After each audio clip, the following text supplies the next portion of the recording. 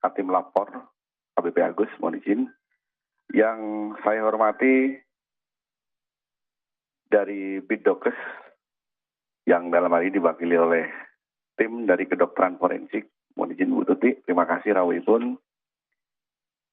Rekan-rekan saya yang hadir pada kesempatan hari ini, Kabak Kasat yang ada di lingkungan ini, wabil khusus pada rekan-rekan saya sebagaimana profesi yang pernah saya jalani sebelum jadi polisi. Jadi teman-teman jangan khawatir, saya tahu apa yang teman-teman mau. Cocok ya? Oke.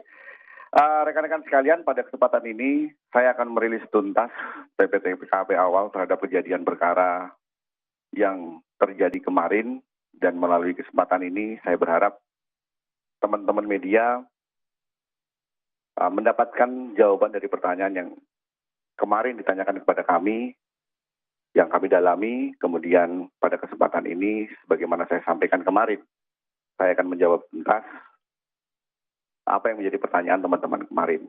Namun sebelumnya, sebagai hamba Tuhan yang percayakan kebesarannya, saya mohon dengan keikhlasan kepada seluruh yang hadir di tempat ini untuk berkenan menundukkan kepala sejenak.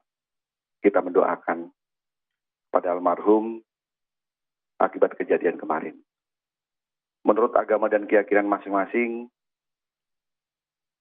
untuk mendoakan almarhum semoga mendapatkan tempat terbaik dari Allah Subhanahu wa taala. Liridoi Al-Fatihah. Auzubillahi minasyaitonir rajim.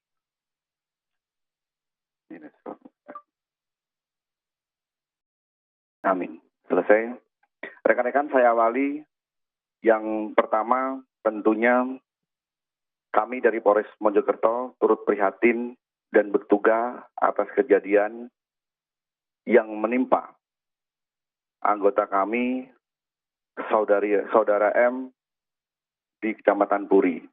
Yang bersangkutan adalah anggota Babin Kamtibmas yang berdinas di Polsek Delanggu. Kemudian akibat dari peristiwa kemarin, kami sampaikan kepada rekan-rekan media bahwasannya terdapat 2 rumah yang mengalami rusak berat, yaitu milik saudara M selaku pemilik rumah dan saudara Kodi, rumah yang berada persis menempel di sebelahnya, mengalami rusak berat. Kemudian ada 2 rumah yang kemarin kami mitigasi mengalami rusak ringan, yaitu milik saudara K dan saudara M. Dan pada rumah yang mengalami rusak ringan, kemarin kami sudah lakukan respon cepat untuk memperbaiki dengan memberikan santunan, dan kami memperbaiki genteng-genteng yang pecah atau yang melorot. Kalau dalam bahasa Jawa melorot. Kemudian betul kejadian tersebut terjadi pada tanggal 13 Januari 2025 sekira pukul 9.30, dan pada saat peristiwa itu terjadi rumah dalam keadaan kosong. Istrinya sedang bekerja, anaknya sedang sekolah, dan yang bersangkutan juga sedang tidak berada di rumah. Kemudian pasca peristiwa tersebut, selanjutnya kita melaksanakan TPT-PKW awal dengan gabungan tim dari Bitlapor Polda Jawa Timur, tim Inafis Polda Jawa Timur, Bidokes Polda Jawa Timur, tim Gegana dari Satbrimo Polda Jawa Timur, serta gabungan dengan Direktorat Kriminal Umum Polda Jawa Timur dan Satuan Reserse Kriminal Polres Mojokerto. Rekan-rekan sekalian, kami sampaikan hasil dari TPT-KP yang kami laksanakan kemarin sampai dengan pukul 03, kurang lebih 03.40. Kemudian kita melaksanakan analisa, tim lapor melakukan pendalaman, demikian juga Bidokes dengan forensik kedokterannya terhadap korban, nanti akan dijelaskan juga melakukan evaluasi. Kami sampaikan barang bukti yang ditemukan di TKP antara lain, yang pertama, ada 5 unit handphone dan 1 lembar STNK. Kemudian ada serpihan kertas. Kemudian ada 3 buah selongsong sisa kembang api. Jadi 3 buah selongsong sisa kembang api. Sesdor, kalau orang sini mengatakan. Kemudian 1 unit mesin cuci dalam kondisi rusak berat akibat ledakan tersebut. Kemudian ada 4 buah kapasitor dalam kondisi rusak. Kemudian 2 buah tabung LPG ukuran 3 kg yang kita temukan kurang lebih pukul 1 dini hari pada saat serpihan diratakan menggunakan alat berat. Ada beberapa alat bukti lain yang kita temuin karena tim lapor dan tim Jibom melaksanakan kegiatan tersebut sampai dengan pukul 3 dini hari. Kemudian ada 3 buah tabung gas LPG yang kita temukan pasca ledakan yang berada di sekitaran rumah, bukan di dalam rumah, bukan di dalam reruntuhan. Jadi di sini saya jelaskan. Ada tabung gas yang kita temui di serpihan dan ada tabung gas yang kita temuin di luar serpihan. Kemudian ada rangkaian tape atau pemutar musik karena yang bersangkutan selain menjadi anggota Polri, yang bersangkutan memiliki kelebihan untuk reparasi alat elektronik, baik itu tape ataupun TV. Dan yang bersangkutan tidak pernah memungut biaya terhadap jasanya tersebut kepada para tetangga. Ini yang kami sampaikan ke teman-teman media. Kemudian selanjutnya tim dari lapor melaksanakan swab pada bagian kusen pintu kamar.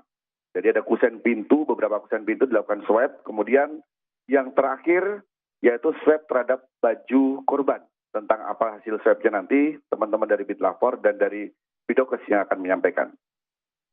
Kemudian selanjutnya betul terdapat 2 korban akibat reruntuhan bangunan yang berada di sebelah rumah milik korban di bagian belakang, yaitu saudari LS usia 40 tahun dan saudara MAK usia 2 tahun yang meninggal dunia akibat peristiwa tersebut.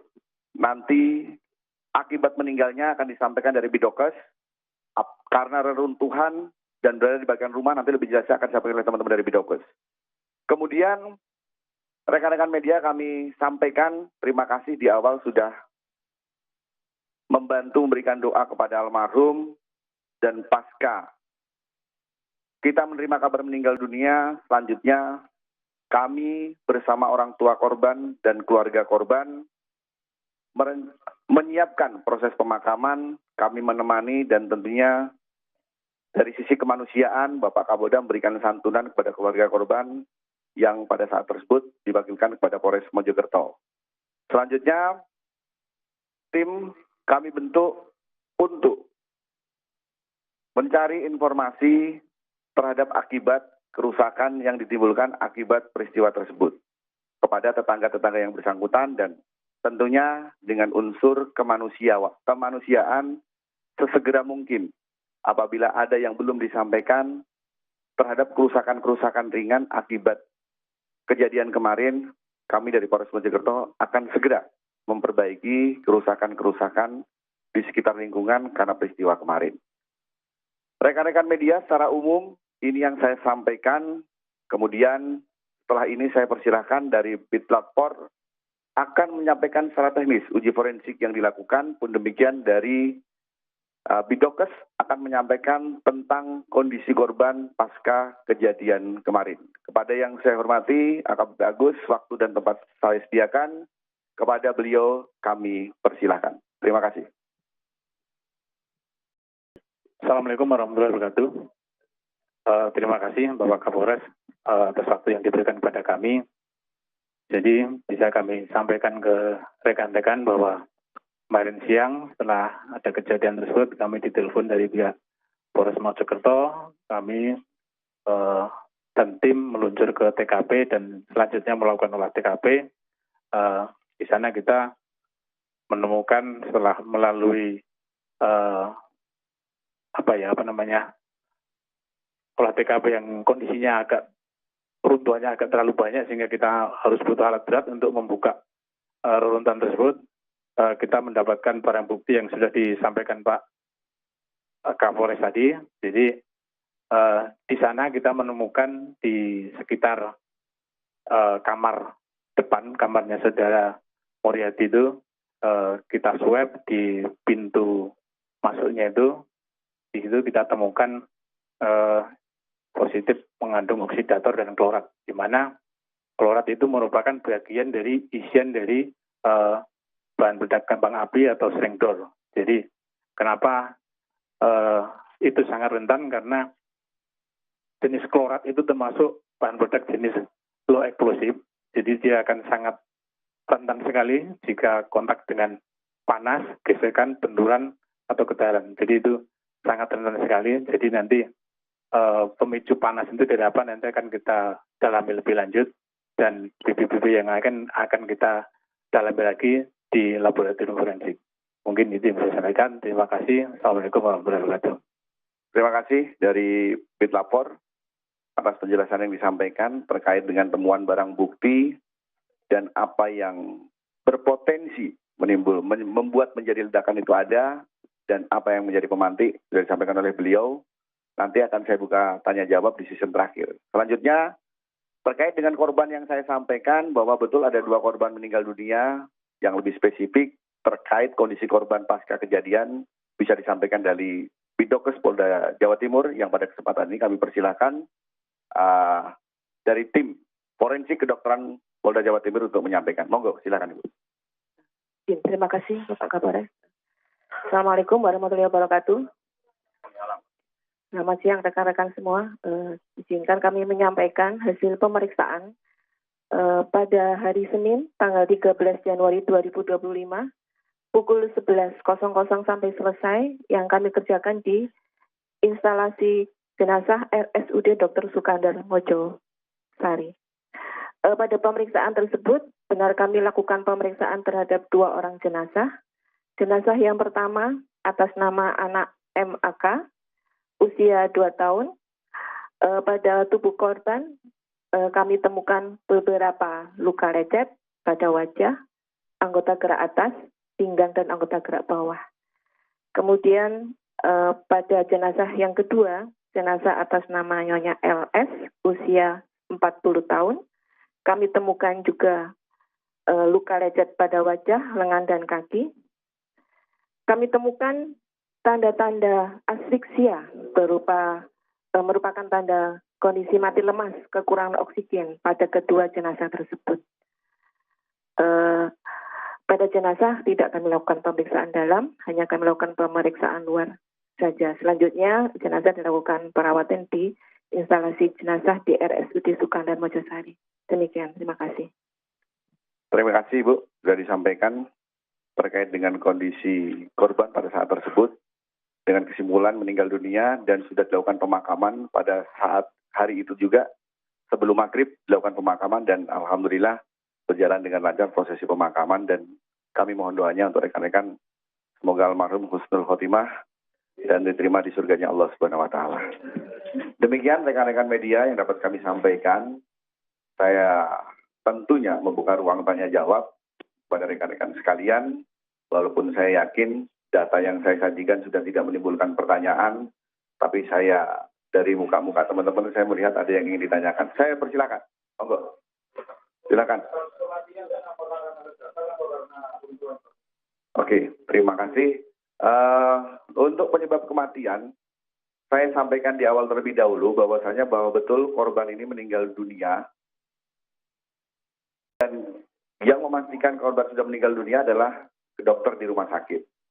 Kalau terkait dengan penyebab yang menyebabkan meninggal dunia, secara spesifik hasil swab kepada baju korban akan dijelaskan mungkin nanti sebagaimana disampaikan sebelumnya oleh Bit Lapor, dan kondisi korban pada saat dilakukan pertolongan nanti akan disampaikan oleh Bidokes. Mungkin seperti itu Bu. Monggo Pak, silakan Pak. Terima kasih.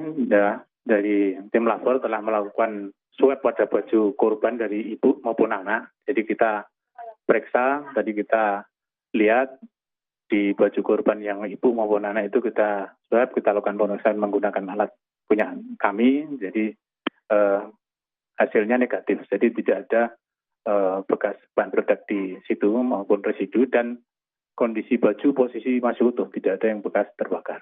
Itu yang saya sampaikan. Terima kasih. Terima kasih.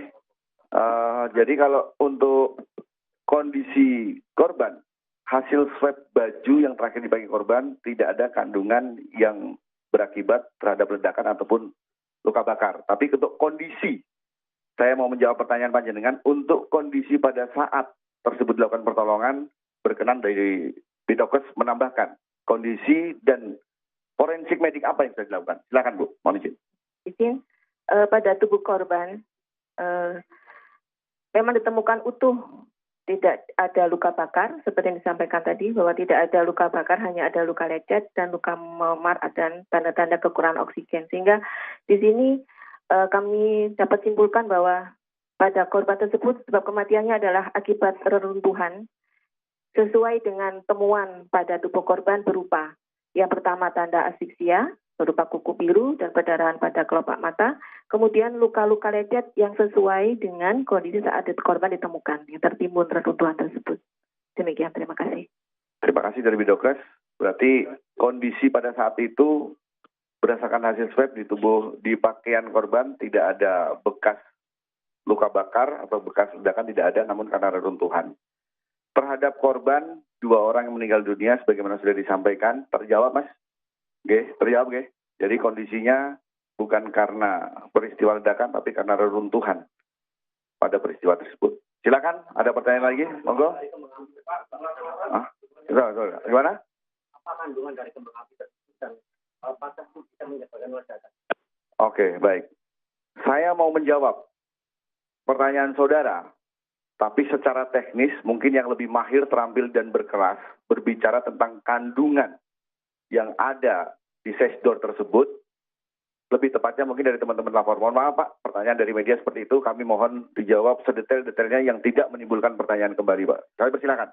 Baik, terima kasih. Jadi dapat kami sampaikan bahwa kandungan dari selengtor itu antara lain klorat, sulfur, karbon. Nah itu bagian-bagian dari bahan yang ada di dalam selengtor itu. Kalau kategori jenis bahan berat itu low explosive. Low explosive ini sifatnya sangat sensitif, jadi sangat rentan terhadap panas. Jadi kalau kena panas yang cukup tinggi atau kena getaran atau benturan, dia akan dapat mudah meledak dengan sendirinya. Jadi itu masih kita selidiki kalau masalah jumlahnya. Terima kasih. Oke, terima kasih Pak. Jadi jelas kalau kandungan yang ada di dalamnya sebagaimana disampaikan oleh teman-teman dari Bitlapor, untuk secara kuantitas Mas saya sampaikan di sini. Pada saat peristiwa terjadi, pasca peristiwa terjadi, kami melaksanakan olah TKP. Yang kami dapati adalah bekasnya atau sisa selongsong kembang api sesdor tersebut. Jadi hanya sisanya. Kalau secara kuantitas, saat sekarang ini pemeriksaan sedang berjalan. Tapi kalau pada saat peristiwa kejadian, kita mendapati tiga selongsong kembang api sesdor. Itu yang dapat kami sampaikan. Satu lagi pertanyaan terakhir, mohon izin. Gimana? Kene wis, kalau lanang, monggo kene, wedok, jenengan ayo. Nggih, piye?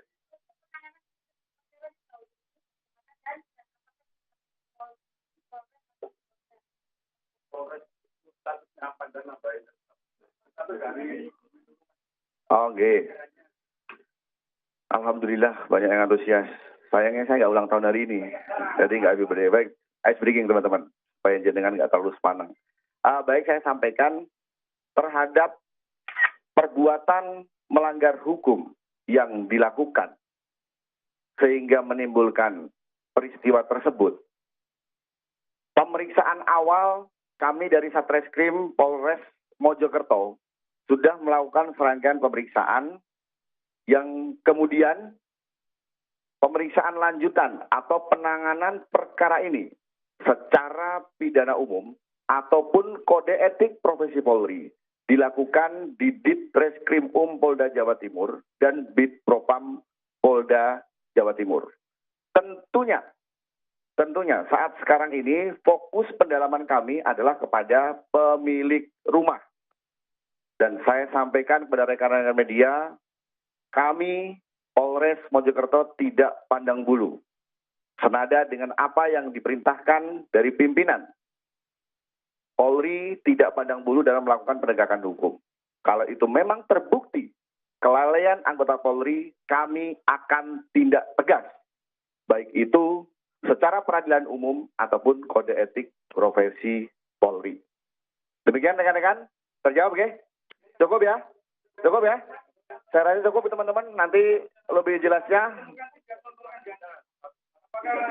Oke, status saudara M. Status saudara M sekarang, saat sekarang saya sampaikan ke jenengan, aslinya pada saat perkara ini kami limpahkan, saudara M statusnya masih sebagai saksi. untuk lebih kejelasan terhadap penanganan perkara ini, domain penanganan perkara ini ada di Ditreskrim Polda Jawa Timur. Jadi untuk perkembangan Saudara M, bagaimana proses penyidikannya, nanti akan disampaikan tentunya seiring waktu berjalan pendalaman pemeriksaan tersebut. Tapi yang pasti, Kepolisian Negara Republik Indonesia akan menindak tegas siapapun personil Polri yang melakukan penyimpangan, baik secara umum, pidana umum, ataupun kode etik profesi Polri. Terima kasih rekan-rekan sekalian, saya akhiri. Assalamualaikum warahmatullahi wabarakatuh. Terima kasih.